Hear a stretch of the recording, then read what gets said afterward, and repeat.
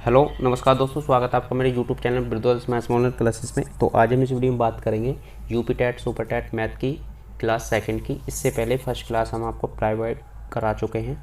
तो इसमें है क्वेश्चन नंबर 1। क्वेश्चन नंबर में कह रहा है एक्स अकेला किसी कार्य को 6 दिन में करता है, वाई उसी कार्य को 30 दिन में पूरा करता है। ठीक है, यदि एक्स और वाई मिलकर कार्य करे, मतलब एक्स वाई दोनों एक साथ काम करे, तो काम कितने दिन में पूरा होगा। ठीक है, जब भी इस तरह का क्वेश्चन दिया गया, ए किसी काम को 10 दिन में कर रहा है मान लिया, बी किसी काम को 20 दिन में कर रहा है। ठीक है, काम सेम ही है, दिन अलग अलग है। ठीक है, फिर लास्ट में कह रहा है ए बी मिलकर उस काम को कितने दिन में करेंगे। यदि ए और बी दोनों एक साथ काम करें तो कितने दिन में करेंगे।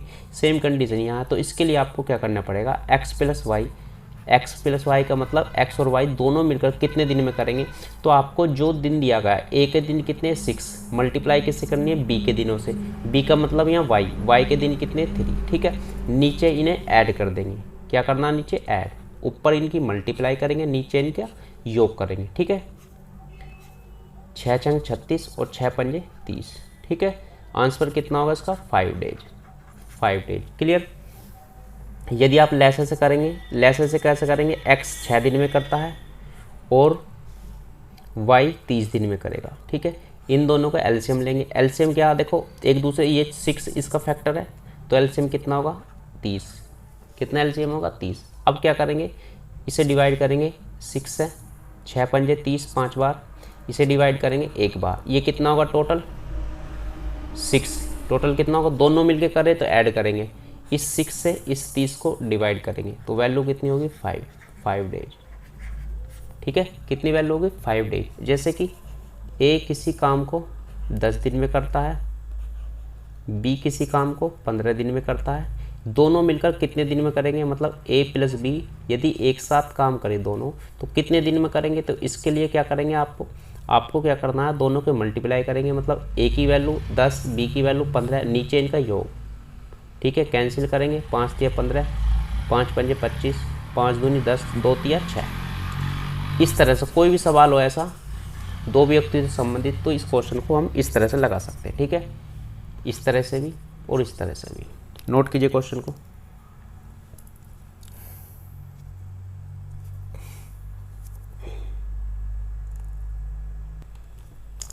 क्वेश्चन नंबर 2, इसमें कह रहा है कि दो संख्याओं का लैस है 1820 है और उनका मैस है 26 है। यदि एक संख्या 130 हो तो दूसरी संख्या ज्ञात कीजिए। ठीक है, तो इसके लिए क्या कंडीशन है, इसके लिए कंडीशन ये है कि जो आपको संख्या दी गई है उनका लैस है गुना मैस है। ये एक फॉर्मूला लैस है मैस है में, लैस है गुना मैस है किसका, जो संख्या आपको दी गई। ठीक है, दो संख्याओं का लैस है गुना उन संख्याओं का मैस है बराबर होगा पहली संख्या गुना दूसरी संख्या, मतलब फर्स्ट गुना सेकंड। ठीक है, लैसे कितना दिया गया आपको 1820, में से आपको दिया गया 26, पहली संख्या 130 दी गई आपको, सेकंड संख्या आपको फाइंड करना। ठीक है, अब कैंसिल कीजिए। जब आप कैंसिल करेंगे इसे 26 पंजे 130। ठीक है, इस 5 से इसे कैंसिल करेंगे, 5 दिया 15, 3 बचेंगे, इधर होगा 32, 5 चंग 30, फिर 2 बचेंगे 20 होगा, 5 चौक 20। ठीक है, तो सेकंड जो नंबर है, दूसरी जो संख्या होगी वो 364 होगी। कितनी होगी 364। तो right answer option B is correct answer. Clear, note कीजिए।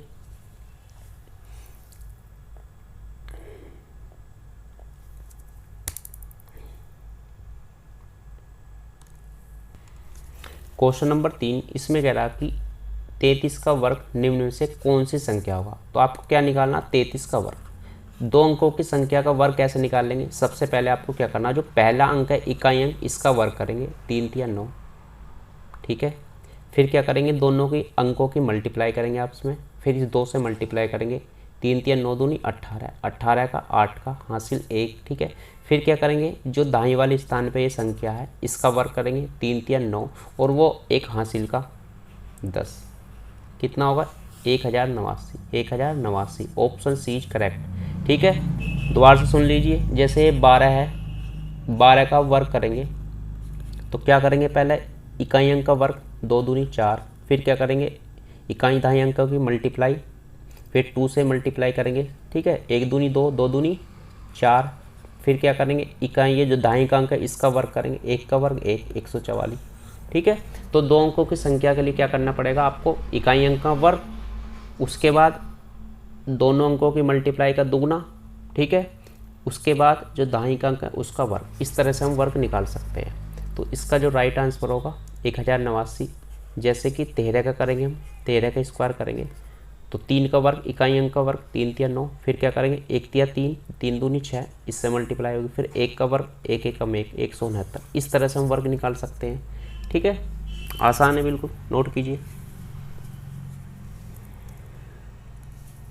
नेक्स्ट क्वेश्चन है, इसमें कह रहा कि x बराबर 1/3 y और y बराबर आपको दिया गया 1/2 z, ठीक है। यदि y इधर आ जाए x/y तो वैल्यू होगी 1/3, यदि ये z इधर आ जाए तो y/z 1/2, ठीक है। तो आपको क्या मिल जाएगा, x और y का अनुपात, फिर y और z का, क्लियर।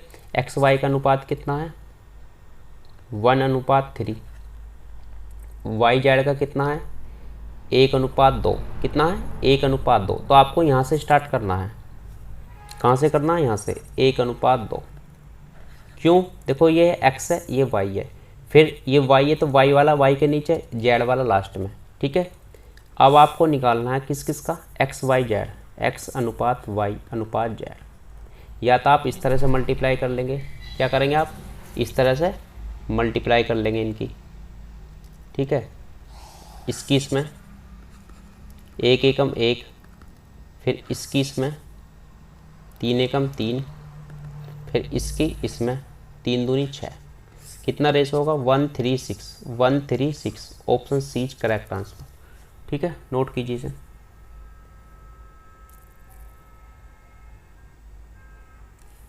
ठीक है, आप इस तरह से कर सकते हैं इसे, जैसे 1:3 ये किसका एक्स वाई का, 1:2 ये किसका वाई जेड का, ठीक है। इस तरह से एक्स वाई जेड का कैसे निकाल लेंगे, x/y/z, ठीक है। एक तो ये मल्टीप्लाई वाला होगा, एक इस तरह से, जैसे ये 2 अंक है, ये 2 अंक है, लेकिन इधर वाला कॉलम खाली है तो आपको क्या करना पड़ेगा, रेशो लगा कर जो वैल्यू यहाँ, ये वैल्यू यहीं लिख देंगे, ठीक है। सेम इसे से अब इस तरह का बाएं की तरफ एक कॉलम खाली है तो आपको ये जो 1 लिखा हुआ है इधर भी 1 लिख देंगे, बाएं तरफ भी, ठीक है। अब मल्टीप्लाई करेंगे इनकी, 3 दूनी 6, रेशो 3 एकम 3, 1 एकम 1, कितना रेशो हुआ इनका 1:3:6, इस तरह से हम निकाल सकते हैं, ठीक है। जैसे आपका मन करे उस तरह से क्वेश्चन को लगा सकते हैं, नोट कीजिए।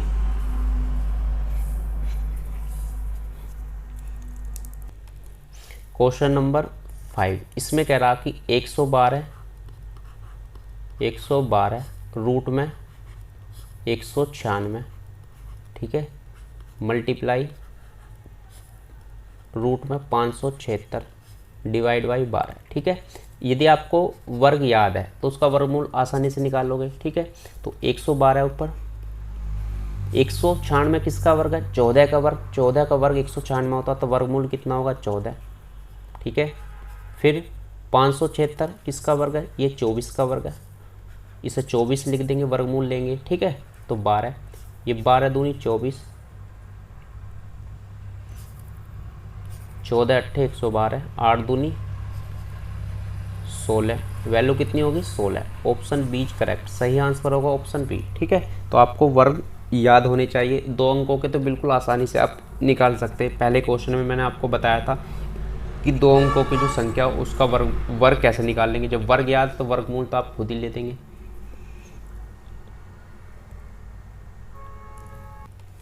क्वेश्चन नंबर 6, इसमें दिया है आपको 17/119 मल्टीप्लाई 98/14 का स्क्वायर, ठीक है। काट पीट करनी है आपको, ये 17 सत्ते 119, ठीक है। फिर क्या बचा 14 सत्ते 98, ये 98 कैंसिल, क्लियर। 1 का वर्ग कितना होगा 1, ऑप्शन ए इज करेक्ट, सही आंसर होगा ऑप्शन ए 1, नोट कीजिए, बिल्कुल आसान सवाल है। क्वेश्चन नंबर 7 इसमें कह रहा है 3 संख्या का योग 58 दिया गया। पहली संख्या और दूसरी संख्या का अनुपात 4 है। पहली संख्या का अनुपात है और दूसरी संख्या का 4 ठीक है। उस तरह से जैसे पहले क्वेश्चन कराया था, सेम इसी तरह से दूसरी और तीसरी का 9:16, दूसरी और तीसरी, तो तीसरी को यहाँ लिखेंगे, पहली दूसरी लिख दिया। फिर उसके बाद दूसरी तीसरी का, तो दूसरी के नीचे दूसरी की वैल्यू लिखेंगे रेशो, फिर तीसरी की उससे आ गई, ठीक है। फिर मैंने आपको बताया था ये इधर वाला कॉलम खाली है तीसरे नंबर का, तो ये वैल्यू इधर लिख देंगे, ठीक है। इधर वाला कॉलम खाली है बाईं तरफ का, तो ये वाली वैल्यू इधर लिख देंगे, ठीक है। मल्टीप्लाई करेंगे 16 निम्मा 144, ये रेशो, इसे मल्टीप्लाई करेंगे 9 नम 81, फिर मल्टीप्लाई करेंगे 4 नम 36। देख लीजिए कुछ कैंसिल होता है तो कैंसिल होता है, ये इससे कैंसिल होगा। 9 से 9 चौक 36, 9 नम 81, ये 9 से 16 बार, ठीक है। अब आपसे कह रहा है तीनों का योग 58 है, इन्हें तीनों को जोड़ दिए, 16 9 25 और 4 29, 29 की वैल्यू आपको 58 दी गई है, ठीक है। फिर कह रहा है पहली और तीसरी का योग, पहली संख्या हमारी 4 है, तीसरी 16, दोनों को ऐड करेंगे तो वैल्यू होगी 16 4 20, तो 20 की वैल्यू 40, 29 दूनी 58, तो 20 दूनी 40। सही आंसर होगा option A. Option A is correct answer, ठीक है। इस तरह से हम आंसर लगा सकते हैं,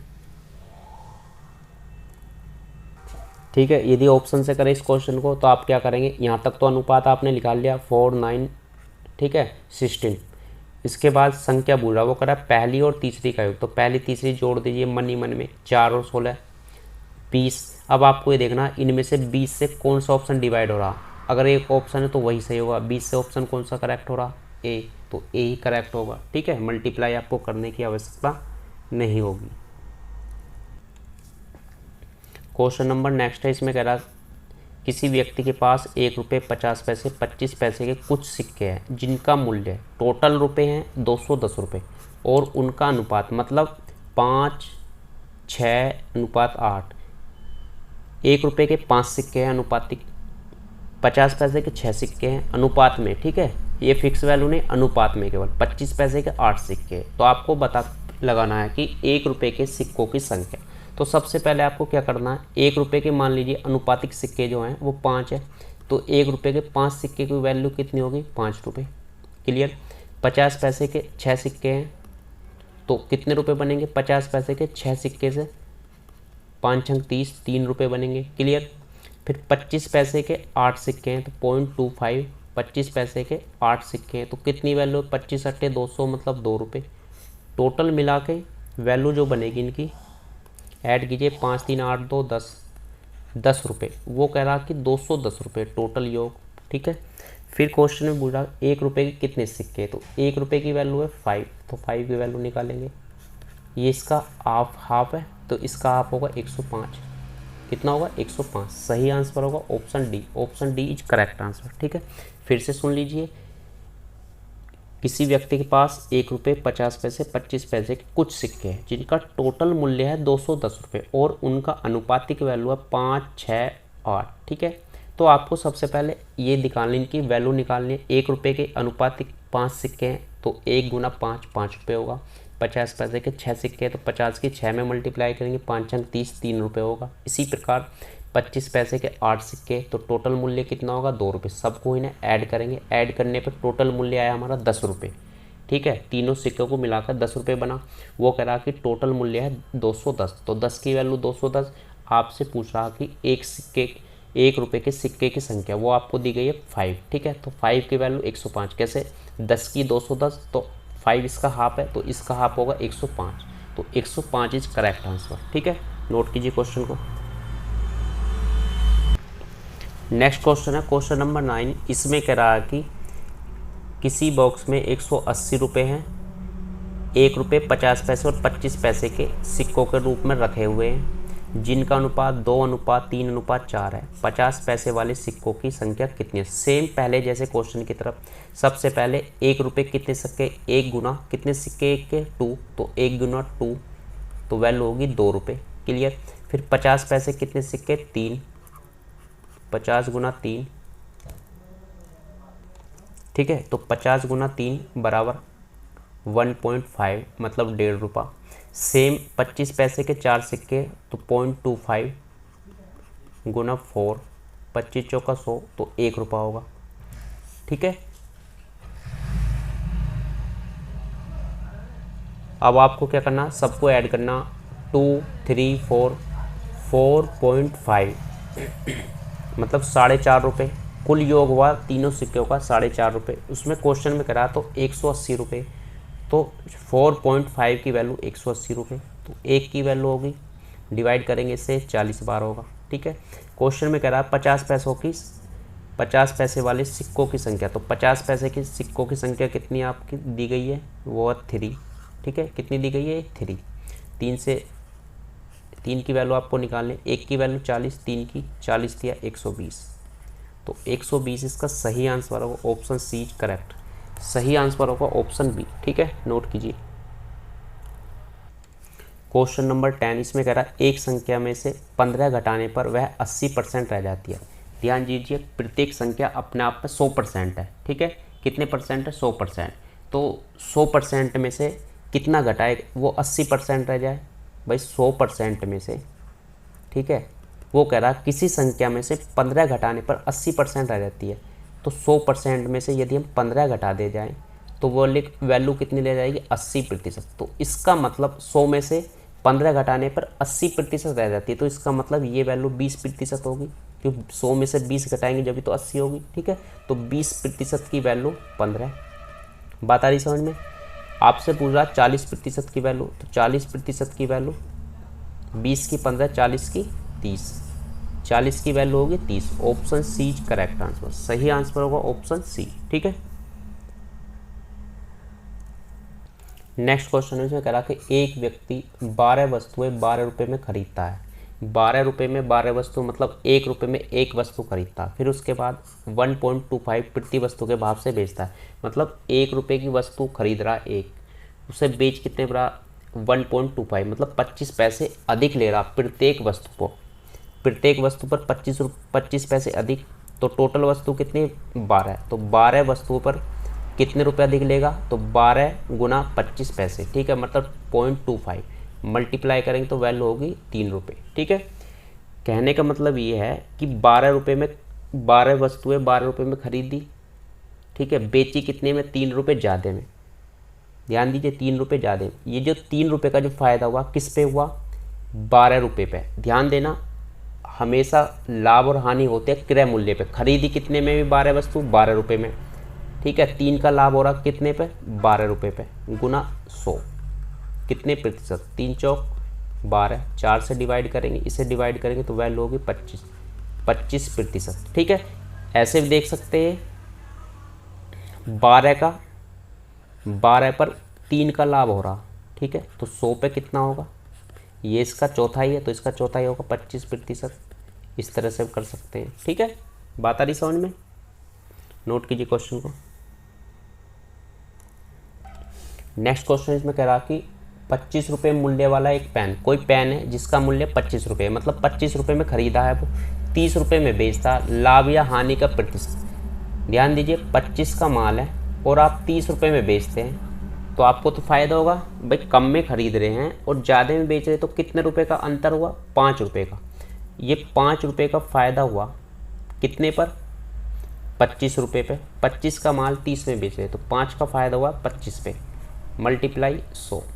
ठीक है, 5 पंजे 25, 5 से डिवाइड करेंगे 20 बार, कितनी वैल्यू होगी, 20%। ठीक है, अब ऐसे करेंगे, 25 पर हमें कितने रुपए का फ़ायदा हुआ, 5 का, 25 पे 5 का, तो परसेंट निकालना कितने प्रतिशत, तो परसेंट निकालते हैं हम 100 से, तो 100 पे कितने फ़ायदा होगा, 100 पर कितने का फ़ायदा होगा, 25 चौका 100, 4 गुना, ऐसे इसका 4 गुना, 5 चौक 20, तो 20% वैल्यू होगी, कितनी होगी, 20%। Option B correct answer.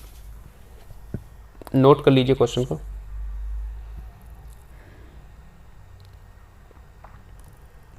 Next question इसमें कह रहा कि एक रेडियो को 990 रुपये में 10% के लाभ पर बेचा जाता है। ठीक है, कितने लाभ पर, 10% के लाभ पर। मान लीजिए प्रत्येक वस्तु का मूल्य कितना होता है, 100%, तो 10% लाभ का मतलब 100 रुपये का माल 10 रुपये ज़्यादा में बेच रहा, 10 रुपये ज़्यादा का मतलब 110 में बेच रहा। कहने का मतलब 110 में बेचेगा भाई, 10% का लाभ का मतलब ये हुआ कि 100 का माल 110 में बेचेगा। तो ये कह रहा कि 990 में बेचने पर 10% लाभ होता है, मतलब 100 रुपये उसका अगर मूल्य होगा, ठीक है, यदि उसका 100 रुपये मूल्य होगा तो वो उसको 110 में बेचेगा, जब ही उसे 10% का लाभ होगा। वो कह रहा कि 990 रुपये में बेचता है। क्लियर? 110 की वैल्यू 990।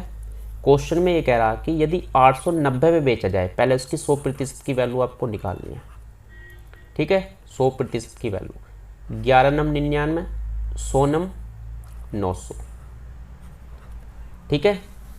बात आई समझ में? ये इसका 9 गुना तो इसका 9 गुना 900 होगा। तो मतलब ये हुआ कि उसने बेचा कितना, 990 का, खरीदा कितना था, 900 रुपये का। उसने 100% का मतलब ये 900 रुपये में उसने खरीदा, क्रय मूल्य है उसका 900 रुपये। वो कह रहा कि यदि 890 में बेचेगा, मतलब 900 रुपये में खरीद के 890 में बेचेगा, तो हानि होगी उसे कितने रुपए की, 10 रुपये की। 10 रुपये की उसे हानि होगी। Clear? Option A is correct answer. बात आई समझ में? 900 में उसने खरीदा और 890 में बेचता है, तो 10 रुपये की उसे हानि होगी। या इस तरह से कर सकते हैं सेकेंड ऑप्शन, जैसे 10% आपको दिया गया, 10% का मतलब होगा 1/10, ठीक है। 1/10 मतलब 10 का माल था, 1 अधिक में बेचता है, कितने बेचेगा, 11 में। भाई 10 रुपये उसका किराया मूल्य है, 1/10 का मतलब 10 उसका मूल्य है और 1 अधिक में बेच रहा है। 1 अधिक का मतलब 11 में बेच रहा, तो 11 की वैल्यू 990। बात आ रही समझ में? आपको निकालनी है 10 की। 10 हमने क्रय मूल्य माना है, 11 नम 99, ऐसी 10 नम 90, 1 जीरो एक्स्ट्रा, तो यहाँ भी 1 जीरो एक्स्ट्रा कर देंगे। अब 890 में बेचना चाह रहा वो, अगर 890 में बेचेगा तो 10 रुपये की हानि, 10 रुपये हानि। इस तरह से भी इस क्वेश्चन को ऐसे कर सकते हैं, 10% की वैल्यू 1/10 से, ठीक है। ऐसे भी कर सकते हैं आप, ऐसे भी, जैसे आपकी इच्छा करे उस तरह से इस क्वेश्चन को लगा सकते हैं, ठीक है। नोट कीजिए।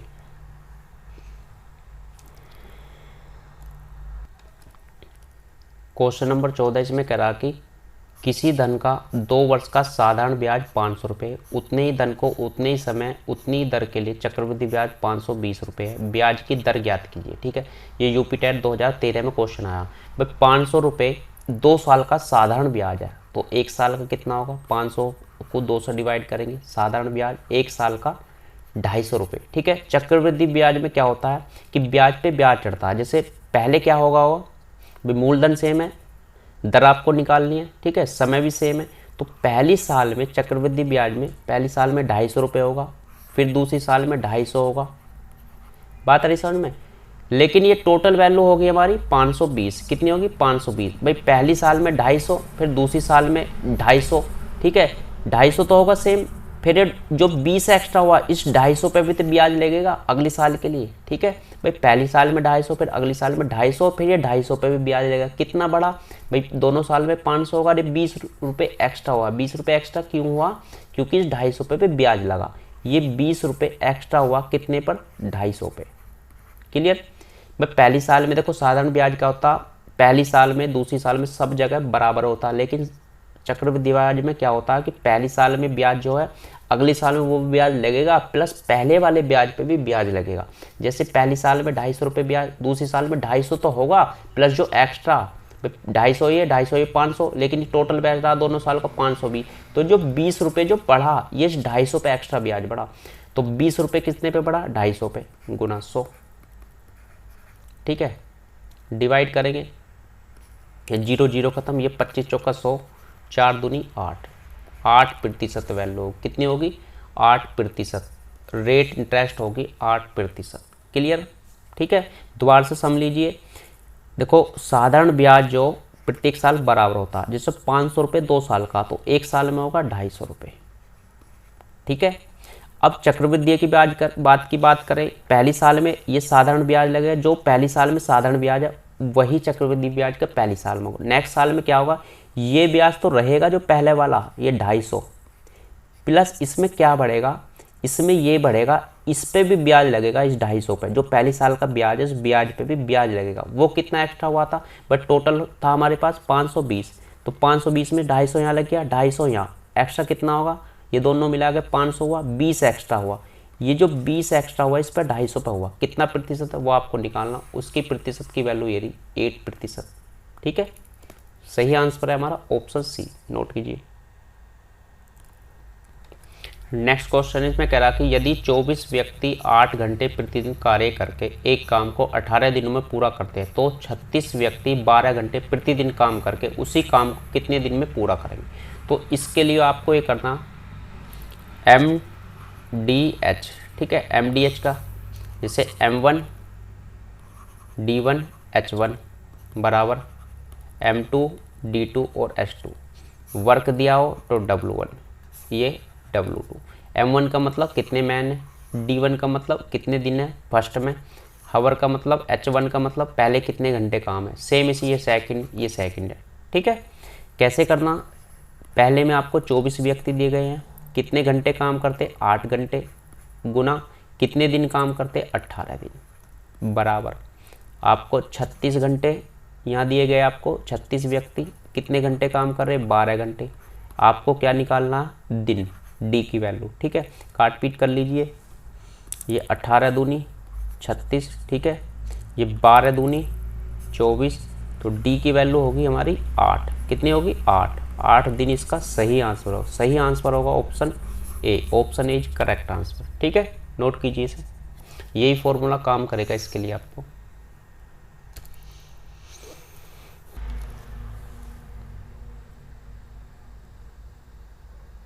नेक्स्ट क्वेश्चन है क्वेश्चन नंबर 18, इसमें कह रहा कि एक त्रिभुज की ऊंचाई 12 सेंटीमीटर, उसके आधार की लंबाई 16 सेंटीमीटर, त्रिभुज का क्षेत्रफल। तो त्रिभुज का जो क्षेत्रफल होता है उसका फॉर्मूला लिख लीजिए, त्रिभुज का क्षेत्रफल बराबर 1/2 गुना उसकी आधार गुना उसकी ऊंचाई।